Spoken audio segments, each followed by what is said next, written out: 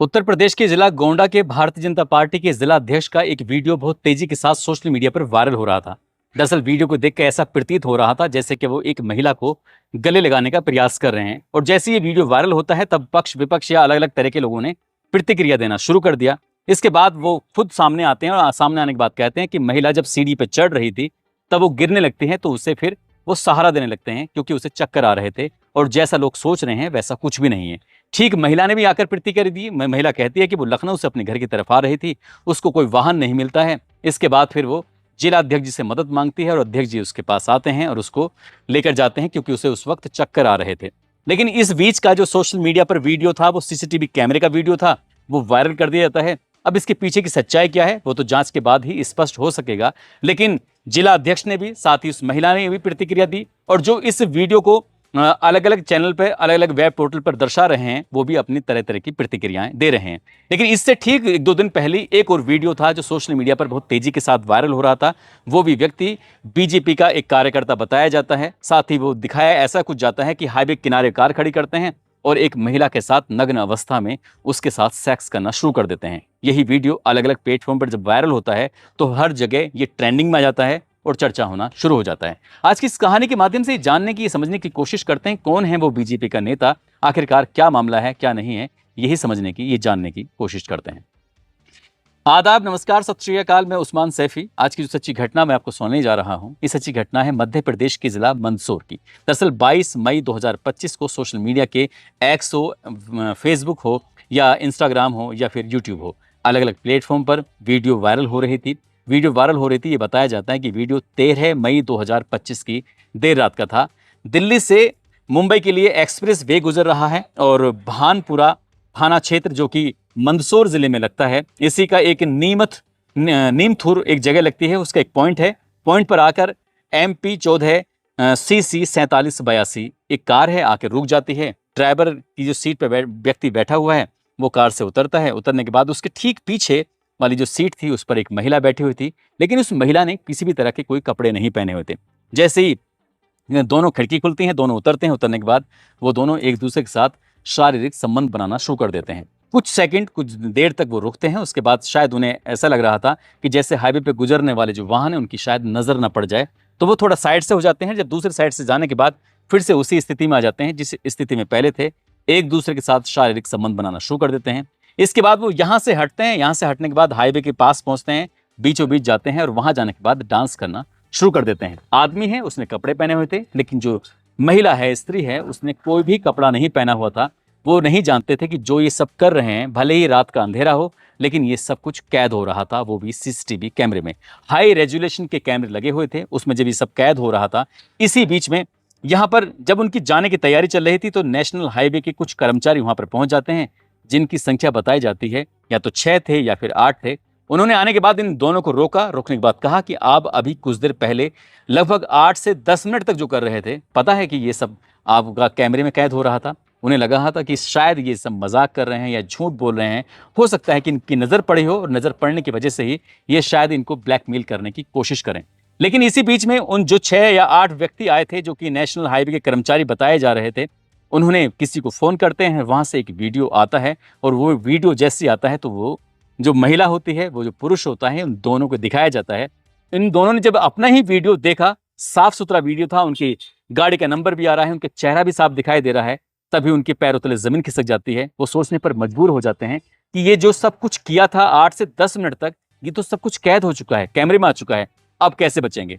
तभी उन्होंने उनकी रिक्वेस्ट करना शुरू कर दिया। उन्होंने कहा कि अगर किसी को ये पता चलेगा तो हमारी बहुत ज़्यादा बदनामी हो जाएगी, इसलिए जो भी हुआ है इस बात को यहीं ख़त्म कर दो।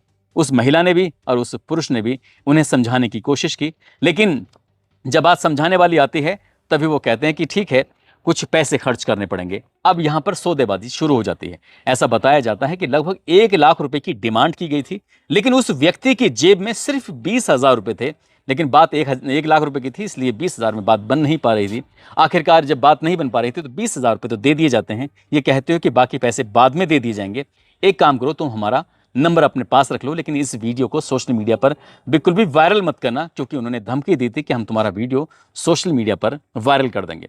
आखिरकार वो वक्त कुछ आगे बढ़ जाता है, ये महिला ये पुरुष भी यहाँ से चले जाते हैं।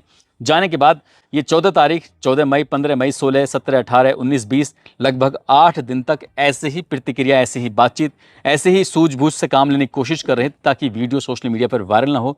लेकिन अंततः इनका जो सौदा था इसलिए निपटता, क्योंकि जो व्यक्ति होता है उसने कहा था कि ये वीडियो आपको डिलीट करना पड़ेगा। लेकिन ये वीडियो डिलीट करने की उन लोगों में पावर नहीं थी, उन कर्मचारियों में पावर नहीं थी, क्योंकि नेशनल हाईवे जो NHAI का सेंट्रल सर्वर है, ये वीडियो वहाँ तक था, क्योंकि वहाँ तक वो वीडियो वायरल नहीं कर सकते थे, उसे डिलीट नहीं कर सकते थे। लेकिन उन्होंने कहा कि हम आपका वीडियो बिल्कुल भी वायरल नहीं करेंगे, हम आपको कोई भी नुकसान नहीं पहुँचाएंगे अगर बात पैसे पे सेटलमेंट हो जाता है तो।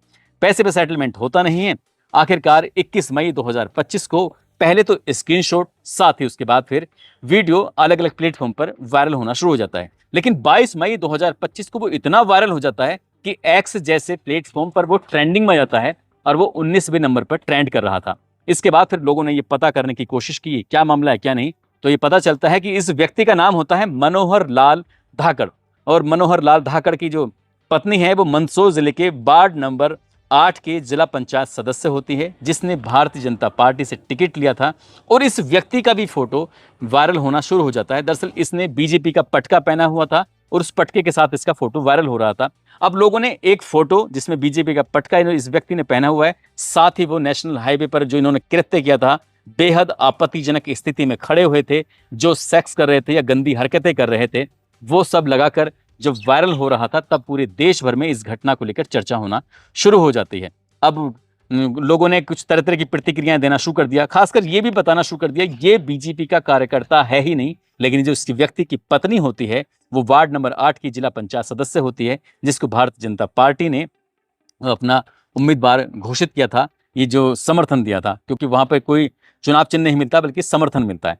कुछ इसी तरह का था। उसके बाद फिर 23 मई 2025 को भानपुरा थाना क्षेत्र में आखिरकार FIR दर्ज कर लिया जाता है और FIR में BNS की धारा 296, 285, 3/5 की तहत FIR दर्ज कर ली जाती है और महिला को भी सह आरोपी बनाया जाता है।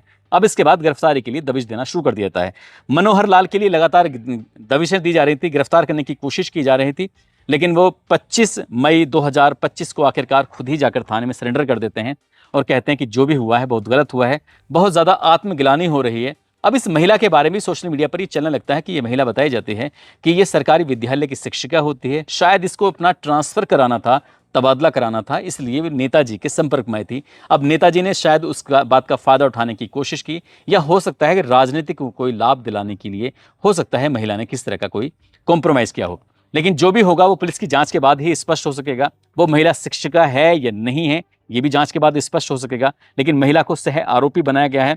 अब इसके बाद जो ये व्यक्ति होता है, नेताजी होते हैं, नेताजी को गरोठ एक जेल है वहाँ पर भेज दिया जाता है और साथ ही जो उस जगह पर फिर से लेके जाते हैं, वो सीन को रिक्रिएट किया जाता है ये देखने के लिए क्या था क्या नहीं। और साथ ही जो गाड़ी होती है, जिस गाड़ी में बैठकर ये सब आए थे, उसके बाद उस गाड़ी को भी जब्त कर लिया जाता है, पुलिस ने अपने कब्जे में ले लेती है और इस महिला को गिरफ्तार करने की कोशिश की जा रही है। लेकिन जिन्होंने वीडियो वायरल किया था उसके लिए NHAI जो अथॉरिटी होती है उससे इसकी पूरी जानकारी मांगी कि उस दिन कंट्रोल रूम के अंदर कितने कर्मचारी थे, तो ये जानकारी दे दी जाती है कि 3 कर्मचारी उस वक्त मौके पर मौजूद थे जिन्होंने इस वीडियो को वायरल किया था। उनको सेवा से बिल्कुल बर्खास्त कर दिया गया है और बाकी अन्य लोगों की भी लिस्ट पुलिस को सौंप दी गई है। फिलहाल पुलिस इस मामले की जांच पड़ताल में जुटी है और जो भी इसमें दोषी होगा उनके खिलाफ कार्रवाई करने की बात कर रही है। लेकिन जिस तरह से वो नेताजी का मामला, नेताजी का नाम सामने आता है, उससे पूरे देश भर में उनकी थू-थू हो जाती है। लोग तरह तरह की प्रतिक्रियाएं देना शुरू कर देते हैं। दोस्तों, इस पूरे घटनाक्रम को सुनाने का उद्देश्य किसी को परेशान करना नहीं है, किसी का दिल दुखाना नहीं है, बल्कि आपको जागरूक करना है, आपको सचेत करना है।